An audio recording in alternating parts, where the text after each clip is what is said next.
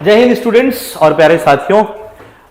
MPPSC Madhya Pradesh लोक सेवा आयोग ने 2026 की प्रारंभिक परीक्षा जो राज्य सेवा परीक्षा है यानी कि स्टेट सिविल सर्विसेज है ना, और दूसरा राज्य सेवा परीक्षा की मुख्य परीक्षा यानी कि जो सिविल सर्विसेज एग्जामिनेशन है उसका मेंस एग्जामिनेशन की डेट के लिए कैलेंडर जारी किया है। सिर्फ इसके लिए नहीं, बहुत सारी ऐसी वैकेंसीज हैं जिनके लिए उन्होंने अपना कैलेंडर जारी किया है। ये डेट्स को अभी तो फिलहाल टेंटेटिव ही माना जाएगा, जो 15 दिसंबर के अकॉर्डिंग उन्होंने जो कैलेंडर जारी किया है ऑफिशियली अपनी वेबसाइट पर। लेकिन देखते हैं इस कैलेंडर के अगर अकॉर्डिंग देखें तो आपको कुछ ये जो कैलेंडर सब लोगों ने देख लिया होगा अभी तक, मैं एक बार फिर से आपको बता देता हूं। पहली चीज तो 2025 जो 2025 फरवरी में प्रीलिम्स हुआ था और अभी जो मेंस है उस मेंस की जो एग्जाम है उनका वो अभी तक ऑर्गेनाइज नहीं हो पाया है, राइट। तो almost year has been now we spent, है ना। तो बेसिकली अब इसमें प्रॉब्लम यह है कि साफ तौर पर उन्होंने लिख दिया है कि हाईकोर्ट का जब तक मामला पूरा नहीं हो जाता खत्म या हाईकोर्ट की तरफ से कोई आदेश नहीं आ जाता 2025 की राज्य सेवा परीक्षा नहीं हो सकती। तो मेरे हिसाब से तो एमपीपीएससी में क्या करना चाहिए ना, उनको नोटिफिकेशन भी दे देना चाहिए कि there are 4 stages of selection for the civil services examination. First आपको प्रीलिम्स देना है, निकालो। दूसरा मेंस देना है, निकालो। तीसरा इंटरव्यू देना है, निकालो। और उसके बाद फिर हाईकोर्ट जाओ, फिर हाईकोर्ट से अपना इशू क्लियर करो। उसके बाद आपको ज्वाइनिंग मिलेगी या आप ट्रेनिंग में जाएंगे, तब जाकर के आपको एज एन ऑफिसर कोई ज्वाइनिंग मिल पाएगी। क्या, चलो जोक्स अपार्ट, वो वाली बात अलग है। पहले एक बार कैलेंडर को देख लेते हैं। The calendar says what. पहला कि जो राज्य सेवा परीक्षा है उसके बारे में जो कैलेंडर में बातें की गई हैं, है ना। तो राज्य सेवा परीक्षा यहां पर आपको दिखाई दे रही है जिसमें फॉरेस्ट और सिविल सर्विसेज दोनों को शामिल किया गया। 26 अप्रैल 2026 यानी आज 15 तारीख है और अप्रैल 26 की हम बात कर रहे हैं। तो ऑलमोस्ट हम तो 4 महीने लेके चलते हैं, 4 months are to be prepared. लेकिन ये बहुत अच्छा है क्योंकि पता है इस बार पहली बार ऐसा मैं देख रहा हूं पिछले कुछ सालों में, क्योंकि ऐसा हो रहा था कि 1-1.5 महीने पहले ही आपको नोटिफिकेशन है, कैलेंडर्स मिल रहे थे और उसके बीच में प्रिपेयर करना था। So who are starting their preparation from the beginners part, right. जो लोग शुरू करने वाले हैं उनके लिए एक बहुत अच्छी चीज है, और जो लोग पहले भी तैयारी कर रहे होते हैं और जिनका रिजल्ट्स नहीं आ पा रहा तो उनको भी इस बार ज्यादा अच्छा मौका मिलने वाला है ना। और ये एग्जाम देखो एक ऐसा है, पिछले 3 सालों का ट्रेंड उठाकर देखो, 2025, 2024, 2023 एमपीपीएससी प्रीलिम्स में मैं बात कर रहा हूं, मेंस पे एक अलग पार्ट हो गया, प्रीलिम्स में मैं बात कर रहा हूं।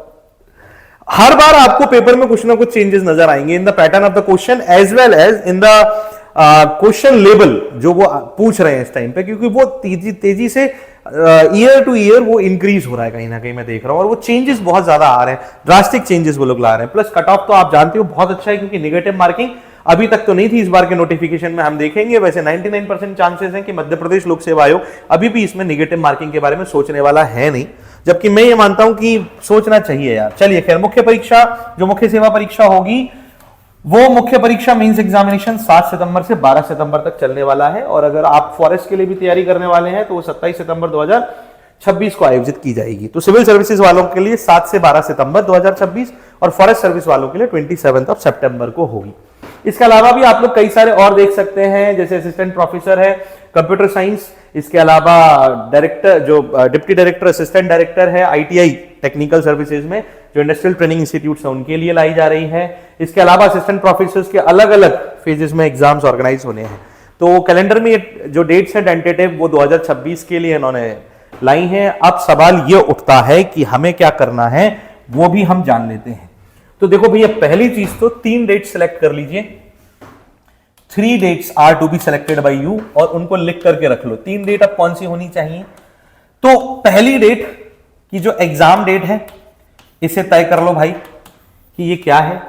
आज के आज जब तुम ये वीडियो देख रहे हो तभी मैं बता रहा हूं, 26 अप्रैल आपका टारगेट क्या है? 26 अप्रैल। चलो, अब मैं जबरदस्ती तुमसे नहीं कर रहा किसी भी तरीके की, ना खुद से करना तुम। दूसरी डेट आपकी प्रिपरेशन आपको कब से स्टार्ट करनी है, आज बैठ के तय कर लो। और जो डेट स्टार्ट करोगे उस डेट के पहले आपको किसी की शादी निपटानी है, निपटा लो। जन्मदिन निपटाना है, निपटा लो। किसी की मैयत निपटानी है, निपटा लो। कहीं घूमने जाना है, घूम के आ जाओ। कोई फेस्टिवल मनाना है, वो मना लो। लेकिन उस दिन के बाद भाई अपनी गुफा में घुस जाना। मैं स्ट्रिक्टली बोल रहा हूं, इसलिए डेट अपने हिसाब से अपने कंफर्ट पर। मैं ये नहीं कहता आज ही से कर लो, मैं कह रहा हूं 25 दिसंबर के बाद डिसाइड कर लो। अरे मैं कह रहा हूं न्यू ईयर मना लो भाई, न्यू ईयर के बाद डिसाइड कर लो।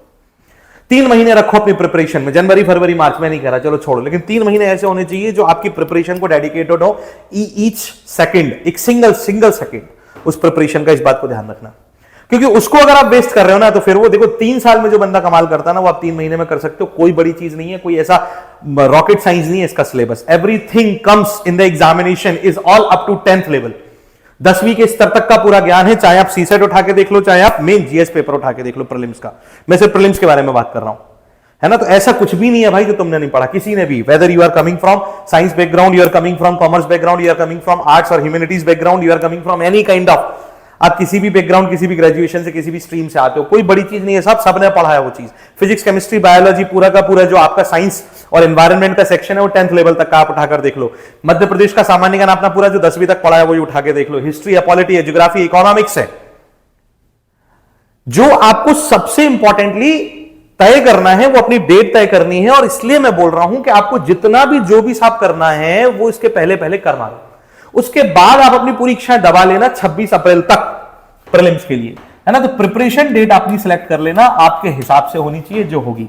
और तीसरी डेट अपन को अपनी सक्सेस डे की रेट क्या करनी है, सक्सेस डे की रेट जो है वो फिक्स करके रख लो कि भैया इस दिन हमें सक्सेसफुल होना है। ये नहीं, देखो उन लोगों से मैं स्पेशली कह रहा हूं who are starting who have started their preparation so many years ago, मतलब 2021 से कोई शुरू किया था, वो अब बहुत सारे बच्चों को ऐसे मैं जानता हूं जिनका प्रीलिम्स ही नहीं निकल रहा। वो कह रहे सर कट ऑफ कभी हाई हो जाता है, कभी ये हो जाता है, कभी वो हो जाता है। मैं सिर्फ कैटेगरी वाइज भी बात नहीं कर रहा, I know such students in the general category, OBC, SC, ST, all categories की बात कर रहा हूं। सब में ऐसे बच्चे हैं जिनका प्रीलिम्स निकल रहा हो, बहुत सारे। इसमें भी 90% बच्चे मैं आपको गिना के बताता हूं, वो ऐसे बच्चे हैं जो कह रहे हैं सर हमारा 2 नंबर से रुक जाता है, हमारा 3 नंबर से रुक जाता है, कि अगर कट ऑफ 77 मार्क्स गया है, 77 क्वेश्चन पर गया था, तो सर हमारे 75 सही हो गए थे। तो ये 2-3 क्वेश्चन का गैप क्यों आ रहा है भैया? देखो सबसे बड़ी चीज है ना, ये 3 डेट डिसाइड करो, अपनी सक्सेस की डेट तय करो यार। अब इसके आगे और नहीं जाना। कब तक देते रहोगे? कि 40 की उम्र तक दोगे क्या? And the most important thing यहां पर की काम आती है, दैट नो योर परफॉर्मेंस, है ना। जिन लोगों का नहीं निकलता ना प्रीलिम्स, उनकी मैं एक बहुत इंपॉर्टेंट चीज मैं उनको बोल देता हूं। उनकी प्रिपरेशन में एक सबसे बड़ी कमी पता है क्या होती है? वो थ्योरी ओरिएंटेड लोग ज्यादा होते हैं। तो इस बात को जरा ध्यान दो, थ्योरी ओरिएंटेड नहीं होना हमको। केवल मैं ये नहीं कह रहा थ्योरी पढ़ो ही मत, लेकिन आपको थ्योरी ओरिएंटेड पूरी तरीके से नहीं होना। पार्शियल अप्रोच रखो ना। थ्योरी ओरिएंटेशन के साथ साथ क्वेश्चन प्रैक्टिस। अब आप कहेंगे सर क्वेश्चन प्रैक्टिस हम करते हैं, ऐसा नहीं है नहीं करते। मैंने एक सब्जेक्ट पर 1000 क्वेश्चन लगाए थे। अरे मेरे भाई आपने लगाए थे, मैं मान रहा हूं, लेकिन आपने कैसे लगाए हैं? आपने पूरा का पूरा सब्जेक्ट निपटा दिया, उसके बाद आप उसको खंगाल लो, ऐसा नहीं होता है। देखो हिस्ट्री में आपने मराठा एम्पायर पढ़ा, अभी आप मराठा एम्पायर को उठा के पूरे क्वेश्चन रगड़ो ना यार। आप देखो क्या हर एक वो फैक्ट जो आपने देखा है उसके क्वेश्चन से आप होकर गुजरे हो या नहीं गुजरे हो।